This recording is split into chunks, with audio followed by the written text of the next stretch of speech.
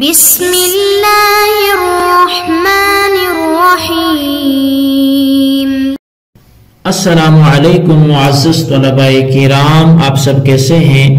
آج ہم مؤطا امام محمد کے سبق نمبر 332 کو پڑھیں گے۔ آج کے ہمارے سبق کا عنوان ہے ہبہ اور صدقہ کا بیان۔ آج کے ہمارے سبق کی جو عبارت ہے وہ باب الہبۃ والصدقۃ سے اس باب سے شروع ہوتی ہے۔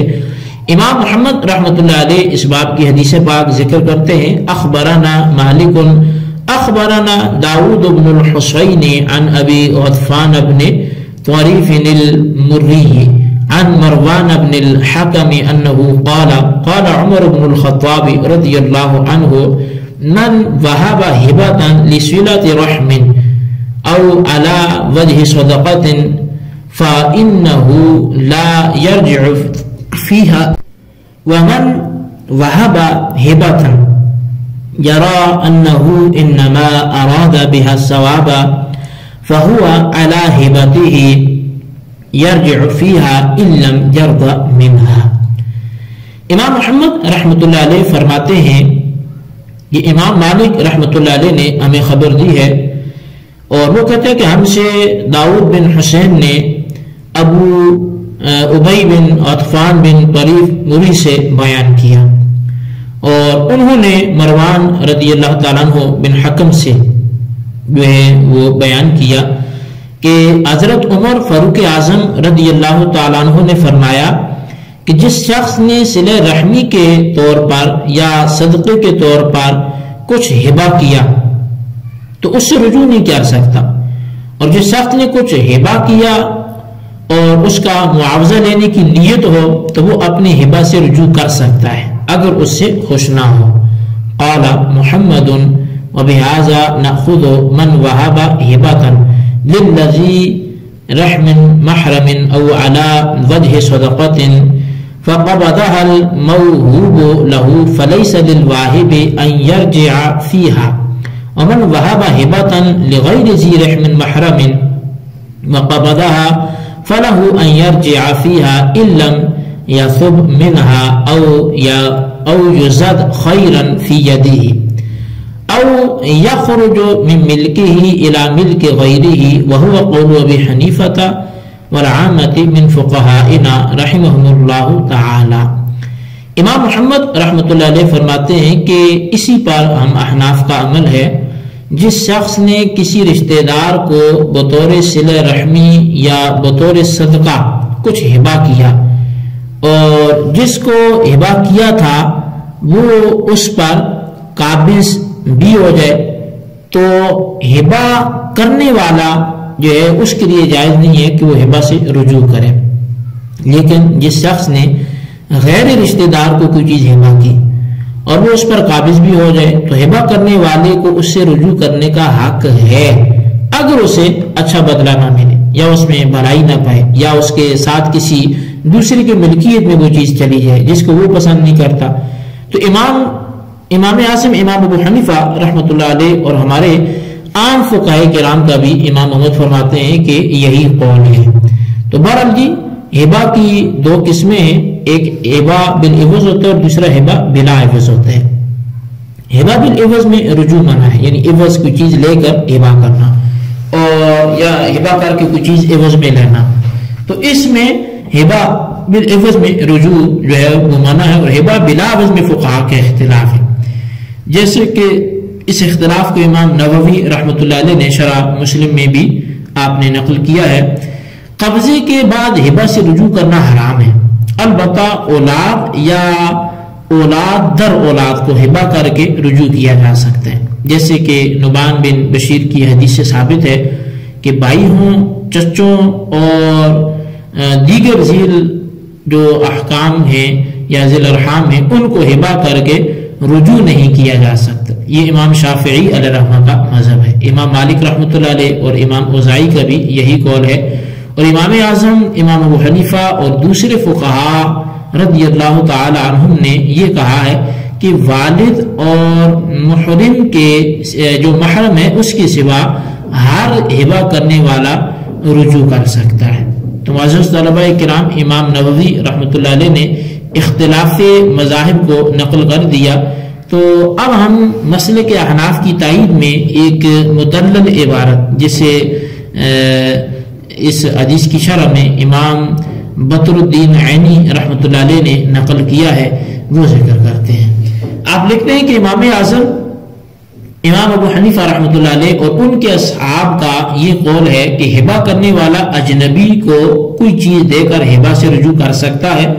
جب تک وہ چیز قائم سلامت ہو اور اس نے اس کے عوض کوئی چیز نہ لی ہو. سعید بن مسیب، عمر بن عبد العزیز، قاضی شریح، اسود بن یزید، حسن بصری، امام نخعی، امام شعبی کا بھی یہی قول ہے.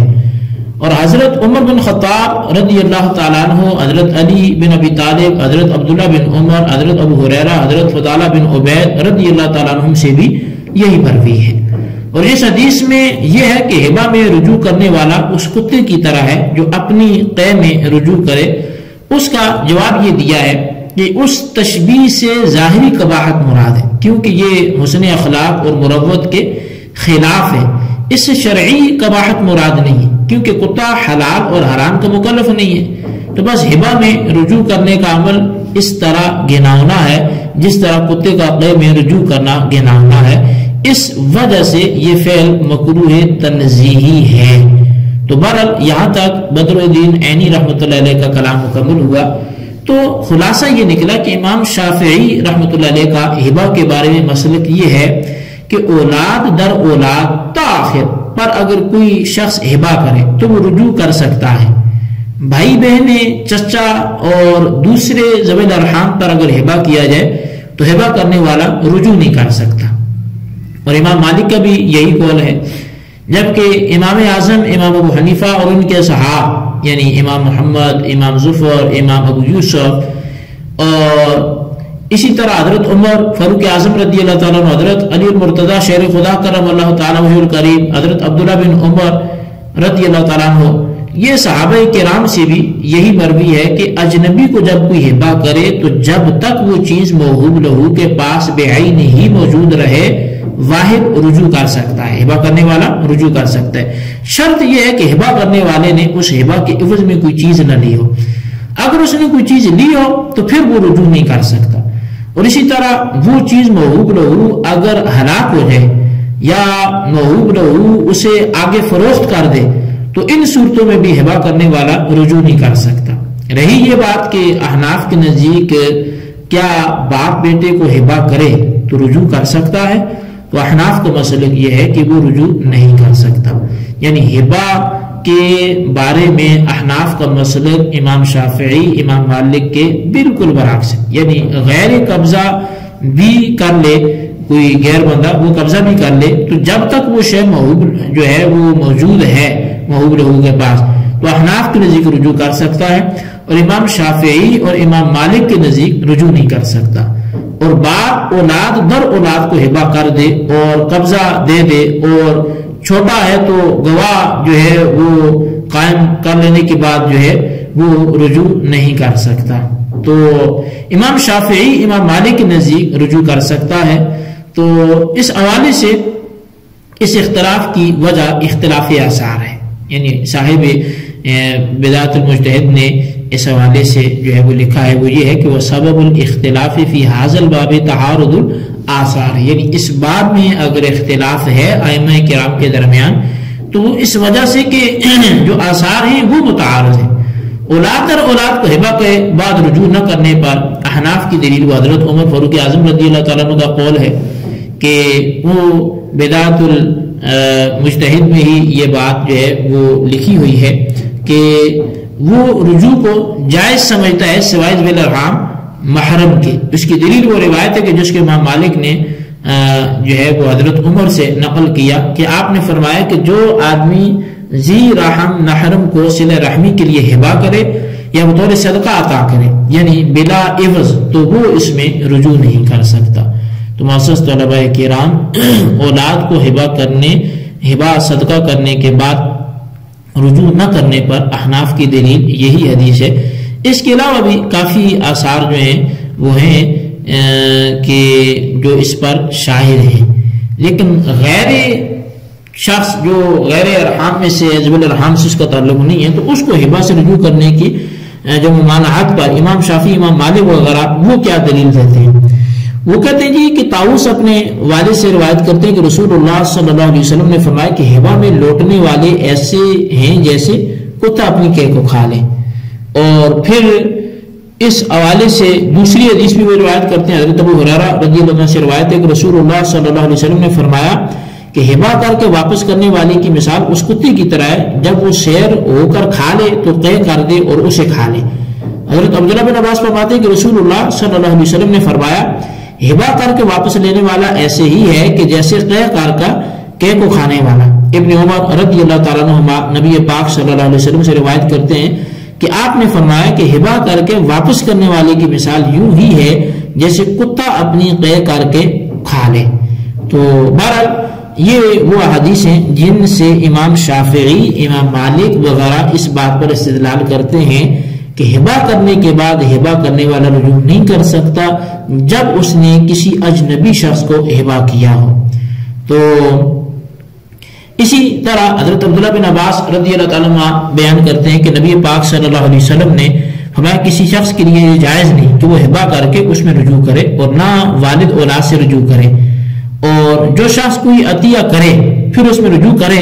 وہ اس کتے کی طرح جو کھائے تو جب سیر ہو جائے تو قے کرے پھر اپنی قے میں رجوع کرے. امام ابو داؤد نے اس حدیث کو روایت کیا. اب ان روایتوں کا کیا جواب ہوگا؟ یعنی امام شافعی اور امام مالک رحمہ اللہ نے جو روایتیں بیان کی تو ان کا جواب کیا ہے؟ تو طلباء کرام پہلی بات تو یہ ہے کہ یہ مذکورہ روایات میں بعض نے جلاوی کی ہے، جیسے کہ مجموع الزوائد میں جو ہے وہ اسی مقام پر اسی حدیث کے متعلق لکھا ہے کہ ابو حاتم کے حوالے سے کہ وضعفہ اس کو جو ہے محدثین نے ضعیف قرار دیا ہے، یعنی اس حدیث کی اسناد میں ابو حاتم بھی ہے اور جس کو ابو ذر وغیرہ نے ضعیف کہا ہے. تو باہر صورت یہ حدیث من کل الوجوہ اسناد کی تو سجارہ سے خالی نہیں ہے، بلکہ بعض اسناد میں تو ضعیف پایا جاتا ہے کیونکہ یہ احکام کا مسئلہ اور اس میں چھوٹی سی ذرا بھی اہمیت رکھتی ہے. اس کے علاوہ امام بدر الدین عینی نے اس کے الفاظ پر بحث کرتے ہوئے دو چیزوں کا ملحوظ رکھا. ایک اس میں لا یحل کا لفظ ہے کہ جس سے حرمت ثابت نہیں ہوتی، اور اس میں دوسرا یہ کہ ہبہ سے رجوع کو کتے سے تشبیہ نہیں کی، تو کتا مکلف ہی نہیں ہے، لہذا تشبیہ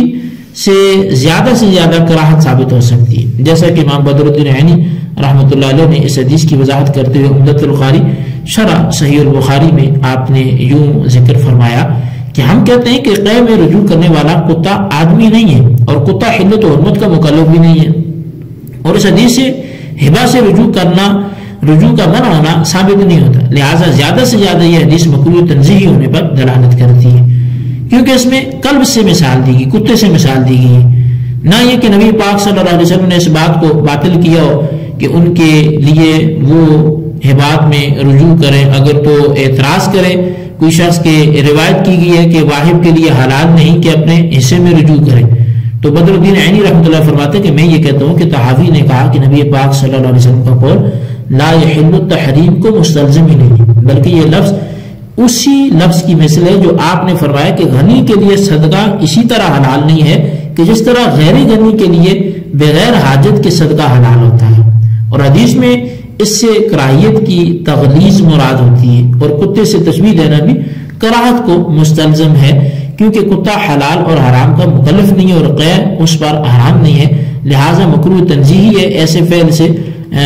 جو کتے کے فعل سے مشابہ ہے. تو بہرحال امام بدر الدین عینی رحمۃ اللہ علیہ کی اس وضاحت سے بھی یہ بات ثابت ہو گئی کہ معترضین کے اعتراض کا نقطہ نظر دو چیزیں ہیں. ایک تو حدیث میں صدقہ دے کر واپس لینے کو کتے کے فعل سے تشبیہ دی گئی، دوسرا لا یحل کے الفاظ اس بات پر دلالت کرتے ہیں کہ ہبہ کرنے کے بعد اس سے رجوع کرنا حرام ہے. امام بدر الدین عینی رحمۃ اللہ علیہ ان دونوں چیزوں کا جواب انہوں نے دے دیا کہ قے میں رجوع کرنے والا کتا ہے وہ انسان نہیں ہے، تو کتے کے فعل سے انسان کو تشبیہ دی گئی ہے جس سے حرمت ثابت نہیں ہوتی بلکہ یہ صرف کراہت ثابت ہوگی. اور لا یحل کا معنی بھی تحریم کو مستلزم نہیں ہے کیونکہ لفظ عدم حلت جو ہے وہ اس سے زیادہ کراہت ہی ثابت ہو سکتی ہے، جیسا کہ کتب اصول فقہ میں یہ بات موجود ہے. تو بہرحال مسئلے کے احناف جو ہے وہ ہر اعتبار سے فائق رہتا ہے اور اس میں